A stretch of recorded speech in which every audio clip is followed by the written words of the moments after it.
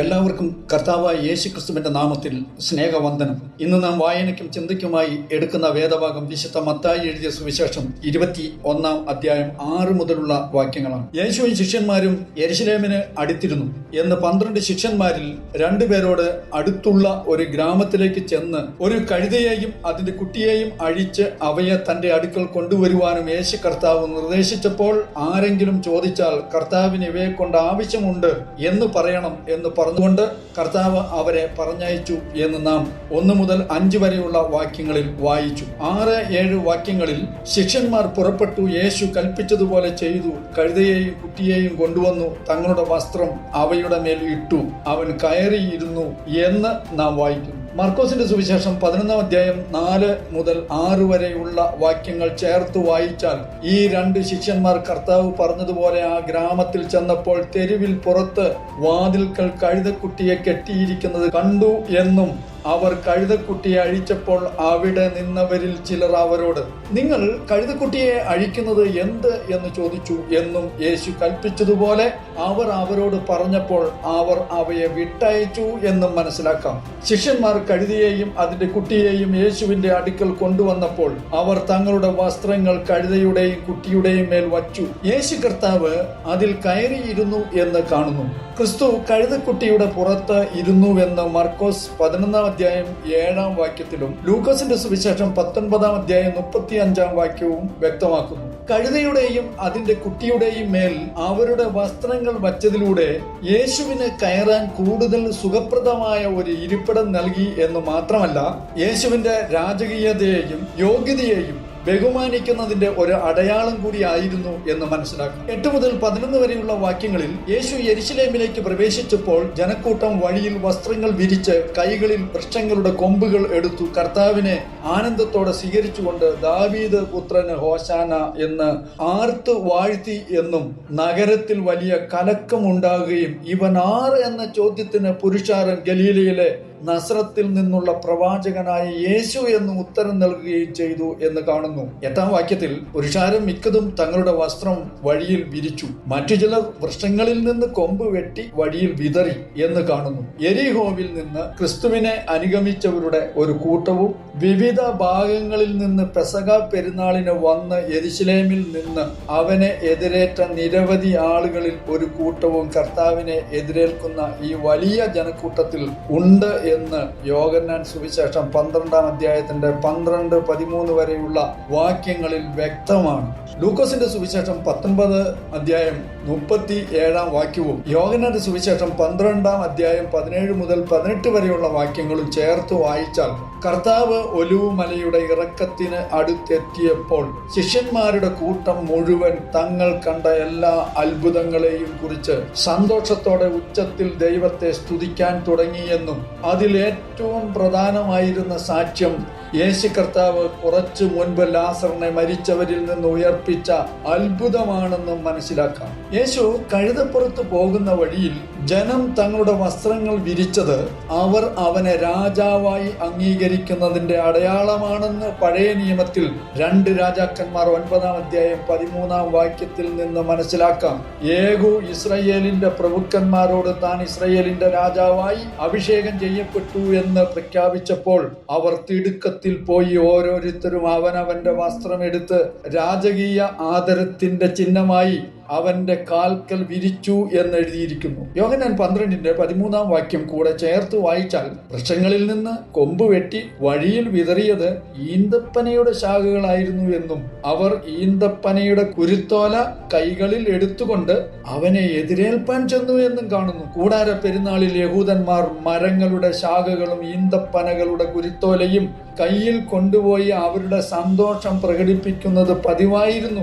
ലേവ്യ പുസ്തകം 23 അധ്യായത്തിന്റെ 40 വാക്യത്തിൽ ആദ്യ ദിവസം ഭംഗിയുള്ള വൃക്ഷങ്ങളുടെ ഫലവും ഈന്തപ്പനയുടെ കുരുത്തോലയും തഴച്ചിരുന്ന വൃക്ഷങ്ങളുടെ കൊമ്പും ആറ്റലരിയും എടുത്തുകൊണ്ട് നിങ്ങളുടെ ദൈവമായ യഹോവയുടെ സന്നിധിയിൽ 7 ദിവസം സന്തോഷിക്കണമെന്ന കൽപ്പന അനുസരിച്ച് 4 തരം ശാഖകൾ എടുത്തുകൊണ്ട് ദൈവാലയത്തിലേക്ക് വരുമായിരുന്നു. ഇത് കൂടാര പെരുന്നാളിന്റെ സമയമല്ല, പെസഹ പെരുന്നാളിന്റെ സമയമായിരുന്നെങ്കിലും യഹൂദന്മാർ ഏതവസരത്തിലും ഈ രീതികളിലൂടെ അവരുടെ സന്തോഷം പ്രകടിപ്പിക്കുന്നത് പതിവായിരുന്നു എന്ന് മനസ്സിലാക്കാം. ജനക്കൂട്ടം യേശു കർത്താവിനെ ഈന്തപ്പനയുടെ കുരുത്തോല കൈകളിൽ എടുത്ത് ശാഖകൾ വഴിയിൽ വിരിക്കുകയും ചെയ്തത് യേശുവിനെ അവർ ബഹുമാനിക്കുകയും അവരുടെ മെസ്സിഹായായി വിശ്വസിച്ചതുകൊണ്ട് കർത്താവിന്റെ വരവിൽ അവർ സന്തോഷിച്ചതും കൊണ്ടാണ് എന്ന് മനസ്സിലാക്കാം. 9 വാക്യത്തിൽ, മുന്നും പിന്നും നടന്ന പുരുഷാരം ദാവീദ് പുത്രനോ ഹോശന്ന,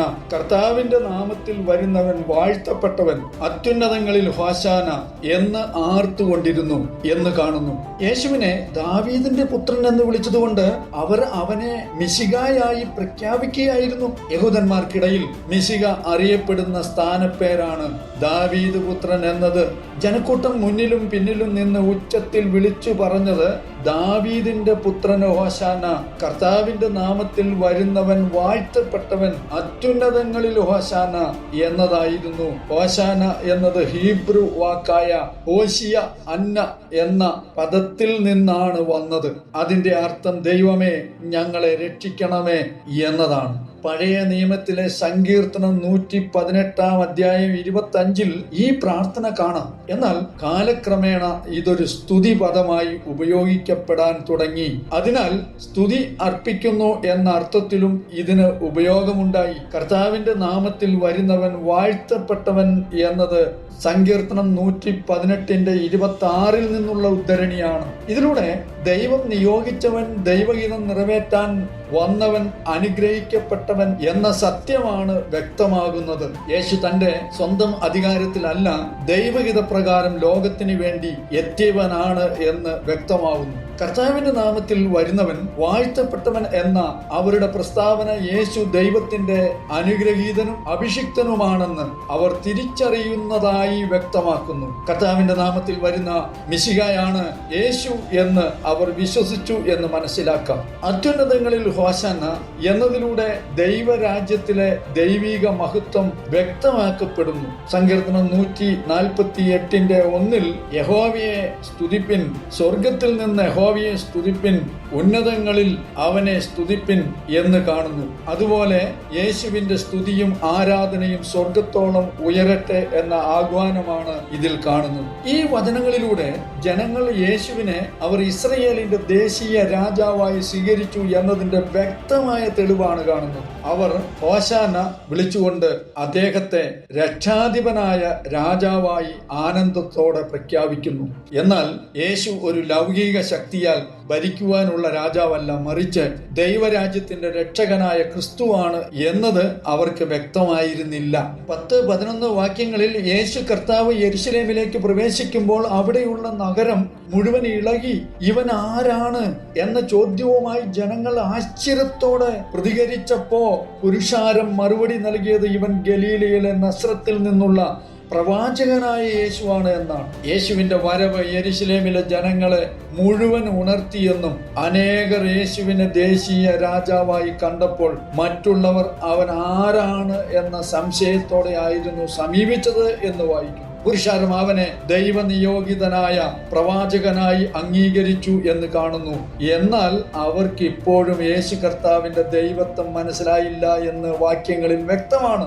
യേശുവിന്റെ വിജയകരമായ പ്രവേശനത്തിന്റെ ആഘോഷത്തിൽ ഭൂരിഭാഗം ജനക്കൂട്ടവും പങ്കുചേർന്നുവെങ്കിലും എല്ലാവരും അങ്ങനെ സന്തോഷിച്ചില്ല എന്ന് വ്യക്തമാണ്. ലൂക്കോസിന്റെ സുവിശേഷം 19-ാം അധ്യായം 39 ചേർത്ത് വായിക്കുമ്പോൾ ജനക്കൂട്ടത്തിന്റെ ഇടയിൽ ചില പരീശന്മാർ അവനോട്, ഗുരു, നിന്റെ ശിഷ്യന്മാരെ വിലക്കുക എന്ന് കർത്താവിനോട് പറഞ്ഞതായി കാണുന്നു. യേശുവിനെ മിശിഹായായി അംഗീകരിക്കുകയും പരസ്യമായി ഘോഷിക്കുകയും ചെയ്യുന്നത് പരീശന്മാർക്ക് ഇഷ്ടപ്പെട്ടില്ല എന്ന് യേശു അവരുടെ സ്തുതികൾ സ്വീകരിക്കുന്നതും അവർ അംഗീകരിച്ചില്ല എന്നും വ്യക്തമാവുന്നു. ഇവർ മിണ്ടാതിരുന്നാൽ കല്ലുകൾ ആർത്തു വിളിക്കുമെന്ന് ഞാൻ നിങ്ങളോട് പറയുന്നു. ധീരമായ ഒരു അവകാശവാദത്തോടെ അവരോട് പ്രതികരിച്ചു എന്നും ലൂക്കോസ് 19-ന്റെ 40-ാം വാക്യത്തിൽ കാണുന്നു. അങ്ങനെ യേശു ആ ദിവസം യെരുശലേമിൽ പ്രവേശിച്ചപ്പോൾ ജനക്കൂട്ടത്തിനിടയിൽ 2 തരം ആളുകൾ ഉണ്ടായിരുന്നു എന്ന് നമുക്ക് അനുമാനിക്കാം. ഒന്നാമത്തെ കൂട്ടർ യേശുവിനെ തങ്ങളുടെ മിശിഹായായി തിരിച്ചറിഞ്ഞ് അവന്റെ പ്രവേശനം ആഘോഷിച്ചവരാണ്. അവരിൽ കൂടുതലും പെസഹ ആഘോഷിക്കാൻ നഗരത്തിലേക്ക് വരുന്ന പുറത്തു നിന്നുള്ള യാത്രക്കാരായിരുന്നു എന്ന് വ്യക്തമാണ്. യേശുവിനെ എതിർക്കുകയും അവൻ നഗരത്തിൽ പ്രവേശിച്ച രീതിയിൽ അസ്വസ്ഥരാകുകയും ചെയ്തവരാണ് രണ്ടാമത്തെ കൂട്ടർ. പരീശന്മാർ ഉൾപ്പെടെയുള്ള ജൂത രാഷ്ട്രീയ നേതാക്കളാണ് ഈ സംഘത്തെ നയിച്ചത് എന്ന് വ്യക്തമാണ്. മിശിഹായായ യേശു കർത്താവ് ഭൂമിയിലേക്ക് മടങ്ങി വരുമ്പോൾ ആദ്യത്തെ തവണ വന്ന പോലെ സമാധാനത്തിന്റെ അടയാളമായ കഴുതക്കുട്ടിയുടെ പുറത്ത് ഇരുന്നല്ല, മറിച്ച് തന്റെ വിശ്വാസികളെ രക്ഷിക്കുകയും അവനെ നിരാകരിച്ചവർക്കും പാപികൾക്കും ന്യായവിധി നടത്തുകയും ചെയ്യാൻ യുദ്ധത്തിനൊരുങ്ങിയ യുദ്ധ കുതിരപ്പുറത്ത് വരുന്നവനായി വെളിപ്പാട് പുസ്തകം 19-ാം അധ്യായം 11 മുതൽ 19 വരെയുള്ള വാക്യങ്ങളിൽ കാണുന്നു. ആകാശം തുറക്കപ്പെടുകയും സത്യത്തിന്റെയും നീതിയുടെയും രാജാവായ ക്രിസ്തു ശക്തിയോടും മഹത്വത്തോടും കൂടി ന്യായാധിപനായി തിരിച്ചു വരുന്നതായും ഈ വേദഭാഗം വിവരിക്കുന്നു.